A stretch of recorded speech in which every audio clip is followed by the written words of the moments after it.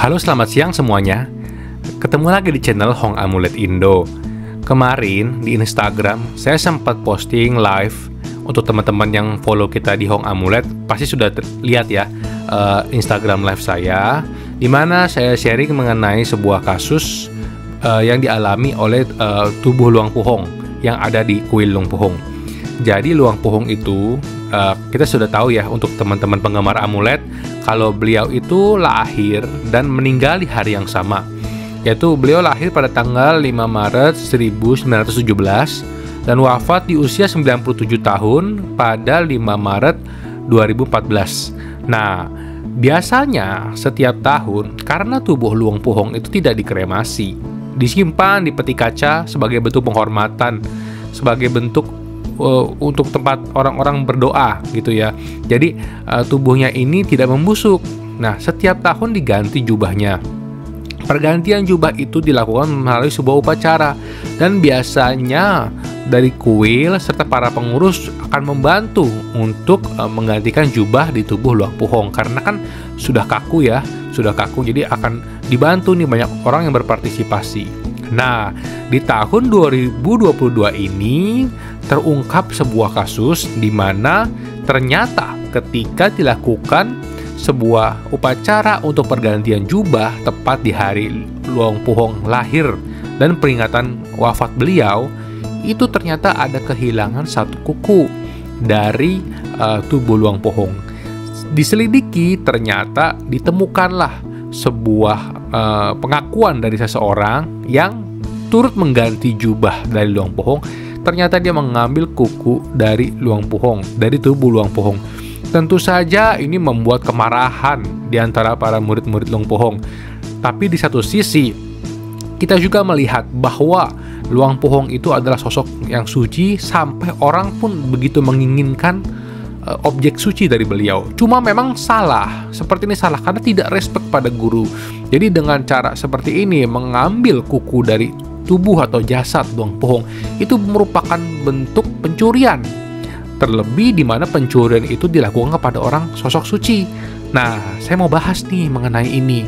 Jadi, kalau kita renungkan sebenarnya ya, hal seperti ini itu benar-benar nggak cuma membuat kemarahan bagi para siswa Luang Puhong aja, tapi sebenarnya membawa kerugian buat pelakunya itu sendiri. Kita ambil contoh aja ya. Ketika kita nih pakai amulet Luang Puhong gitu ya, itu kan dengan ada gambar Luang Puhong di depannya, atau gambar Buddha atau Luang Puhong gitu ya, itu kan sebenarnya kita memberikan penghormatan kepada sosok suci, sosok yang patut dihormati, yang layak dihormati. Nah, dengan memberikan penghormatan kepada yang layak dihormat, yaitu orang-orang suci yang menjaga kemoralan, kita mendapatkan berkah. Itulah kenapa ketika kita memakai amulet Luang Puhong, kita memberikan penghormatan pada beliau sebagai guru, kita memperoleh berkah. Misalnya tadinya rezekinya kita agak mampet jadi lebih lancar, terus ada aja jalan yang lebih baik gitu ya. Nah, itu kan sebenarnya buah dari penghormatan kita kepada sosok yang suci, seperti Luang Puhong, ya kan? Nah, di sini kita kan lagi bahas Luang Puhong ya, jadi saya fokus ke Luang Puhong. Nah, tapi orang ini melakukan hal yang sebaliknya. Bayangkan aja kalau kita menghormat kepada orang yang sosok suci gitu ya, itu kan kita mendapatkan berkat yang bahkan kita kadang-kadang nggak menduga gitu. Nah, bagaimana kalau dibalik? Kalau dibalik kita justru mengambil sesuatu atau mencuri atau berbuat yang buruk kepada sosok suci, apa akibatnya? Kebalikannya, karma buruk yang kita dapat itu menjadi berlipat-lipat. Itu akan menjadi berat. Dia akan berbuah bagi orang itu sendiri, tentunya akan menjadi sebuah rintangan yang berat buat kehidupan dia ke depannya gitu ya. Sampai situ dulu dia tidak menyadari gitu loh. Banyak orang yang dikuasai oleh keserakahan, tidak menyadari perbuatannya, yang akhirnya merugikan diri sendiri. Karena saya juga belum lama ini ada ngeliat sebuah kasus di mana ada orang memperebutkan sesuatu lah, saya nggak mau bahas di sini ya. Tapi intinya tuh menunjukkan keserakahan. Nah, pada akhir gimana? Akhirnya tuh orang itu nggak dapat apa-apa gitu loh. Karena keserakahan itu justru akan menghancurkan. Nah, di sini sekarang kasusnya Luang Puhong tadi, kita kembali ya.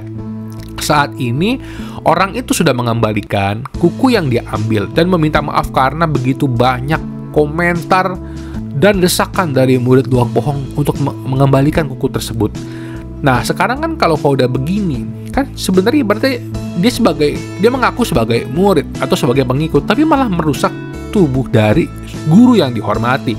Itu adalah perbuatan yang buruk dan itu akan berakibat buruk buat dia. Dan belum lama ini diungkapkanlah, ternyata nggak cuma satu kejadian ini, ada ditemukan kalau nggak salah 3 dan 1 ada 4 kuku yang hilang. Nah, ini belum ketahuan apakah terjadi pada waktu yang sama atau waktu yang berbeda. Nah, cuma ini sedang diinvestigasi. Akhirnya apa? Nah, benar seperti yang saya bilang tadi kan, ini diinvestigasi sampai ke ranah kepolisian. Dan akhirnya para pelakunya tentunya akan terkena hukuman. Itulah yang akan terjadi. Itu baru dampak yang terlihat aja gitu loh, baru dampak yang sudah pasti. Karena dia melakukan sebuah hal tindakan pencurian, tentunya itu akan berakibat hukum. Itu baru hal yang sudah pasti yang terlihat gitu ya. Nah, masih ada lagi buah dari karmanya itu sendiri yang kita nggak tahu kapan akan berbuah. Bisa jadi di kehidupan saat ini, atau di hari tuanya dia, atau di masa depannya dia di kehidupan berikutnya. Itulah, kita kan nggak bisa lari dari karma gitu ya. Karma itu akan selalu mengejar kita, mengikuti kita bagaikan bayangan. Bayangan itu nggak bisa lepas dari kita. Jadi kemanapun kita pergi, kemanapun kita sembunyi, akan selalu mengikuti orang yang berbuat. Nah, di sini kita belajar kalau betapa penting kita menghormat kepada yang patut dihormat. Nggak cuma guru, nggak cuma di sini kita kan bahas Luang Pohong ya sebagai guru. Saya juga mau memberikan contoh bukti gitu kalau apa yang saya katakan ini benar. Contoh gini deh, kita memberikan penghormatan kepada yang patut dihormat. Yang paling dekat kasusnya, ini kita tadi bicara guru ya, karena diajarkan dalam Buddhis itu kalau kita memberi penghormatan kepada orang yang menjaga perilaku, itu sama seperti kita menanam bibit di tanah yang subur. Nah, kalau biku-biku yang menjalankan aturan, menjalankan moral, itu kan menjaga perilaku, kemoralan. Jadi kita sama aja menanam bibit, ladangnya subur, karmanya berbuahnya bagus, cepat, baik, besar gitu ya. Nah, sama juga seperti orang tua. Orang tua kan layak dihormat karena sudah membesarkan kita, merawat kita. Coba lihat kasusnya orang-orang yang berbakti sama orang tua. Itu banyak orang yang mendapatkan kelancaran dalam apa yang dilakukan. Misalnya dalam usahanya, atau dalam pekerjaannya gitu ya, atau dalam kehidupannya nih, mungkin nggak selalu materi ya, tapi hidupnya damai ya, terus sehat. Ada orang yang misalnya serakah gitu ya, nggak peduli sama orang tuanya. Mungkin secara materi dia dapat, tapi secara kedamaian hati, kesehatan belum tentu. Pada akhirnya apa sih yang kita cari di kehidupan kita ini? Kalau bukan kebahagiaan di hati gitu loh. Kalau misalnya orang punya segalanya belum tentu bahagia juga. Banyak kok kasus orang-orang yang banyak harta bunuh diri karena nggak bahagia, nggak puas gitu ya.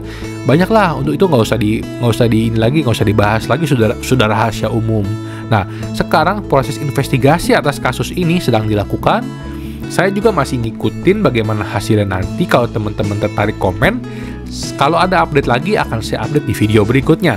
Kali ini saya khusus untuk membahas kasus ini aja. Jadi teman-teman bisa tahu mengenai update apa yang terjadi. Oke, mungkin gitu dulu aja di video kali ini. Next videonya kita akan membahas kembali mengenai amulet. Semoga bisa bermanfaat buat teman-teman.